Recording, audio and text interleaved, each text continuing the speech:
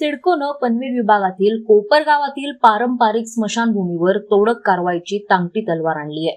मात्र ही केवळ कोपर ग्रामस्थांच्या स्मशानभूमीची समस्या राहिली नसून सिडकोकडून प्रकल्पग्रस्तांचे अनेक प्रश्न प्रलंबित आहेत। सिडको वारंवार भूमिपुत्र प्रकल्पग्रस्तांवर अन्याय करत आहे, हे खपवून घेतलं जाणार नाही असा आक्रमक पवित्रा खासदार प्रशांत ठाकूर यांनी घेतला।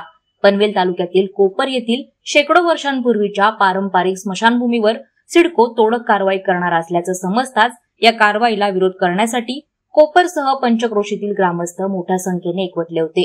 पंचक्रोशीतील एका कुटुंबानं आपल्या घरातील सदस्य गमावल्यानं परिसरावर शोककळा पसरली होती। मात्र त्याच स्मशानभूमीत मृताला शेवटचा निरोप देऊन सर्व ग्रामस्थ तात्काळ आमदार प्रशांत ठाकूर यांच्या नेतृत्वात करण्यात आलेल्या जन आंदोलनाला हजर झाले। अशा दुर्धर परिस्थितीतही सिडको ग्रामस्थांचा अंत पाहत असल्याची उग्र प्रतिक्रिया यावेळी मान्यवरांनी व्यक्त केली। प्रकल्पग्रस्तांचे प्रश्न सोडवण्यासाठी सिडको समवेत बैठक लावण्यासंदर्भात उल्वे पोलीस ठाण्यात निवेदन देण्यात आलं। सिडकोच्या सकारात्मक प्रतिसादानंतर आंदोलन स्थगित केल्याची घोषणा यावेळी आमदार प्रशांत ठाकूर यांनी केली।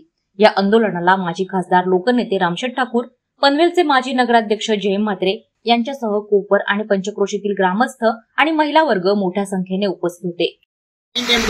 यांच्या स्तरावरचे अधिकारी या संदर्भामध्ये ग्रामस्थांच्या भूमिका लक्षात न घेता या स्मशानभूमीवर कारवाईचं पाऊल का उचललं याचा खुलासा देत नाहीत तोपर्यंत आम्ही आंदोलन करू असं आम्ही सांगितलं।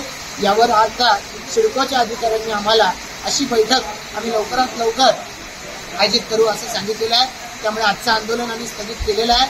पण वारंवार आम्हाला इथल्या स्थानिक तरुणांना आपापलं काम धंदा टाकून आंदोलन का करावं लागतं याचा विचार सुद्धा सिडको प्रशासनानं, पोलीस प्रशासनानं करण्याची आवश्यकता आहे। आज आमच्या इथल्या भगिनी या ठिकाणी उपस्थित आहेत।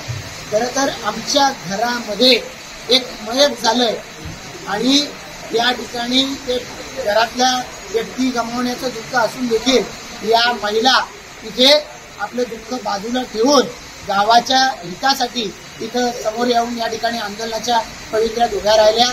या अशा पद्धतीची स्थिती वारंवार ग्रामस्थांवरती जर सिडको प्रशासन आणणार असेल तर त्या सिडको प्रशासनाचा आम्ही धिक्कार करतो आणि यापुढे जर अशीच पाळी सिडकोनं आमच्यावर आणली तर केवळ आमच्या हक्कासाठी आम्ही एकत्र येणार नाही तर सिडकोला धडा शिकवण्यासाठी सुद्धा आम्हाला एकत्र यावं लागेल याची जाणीव सिडकोनं ठेवावी इतकीच अपेक्षा। वादळवारा लाईव्ह साठी न्यूज ब्युरो, पनवेल। नवी मुंबई व रायगड जिल्ह्यातील ताज्या बातम्या आणि घडामोडींसाठी सबस्क्राईब करा वादळवारा लाईव्ह चॅनल आणि दाबा बेल आयकॉन।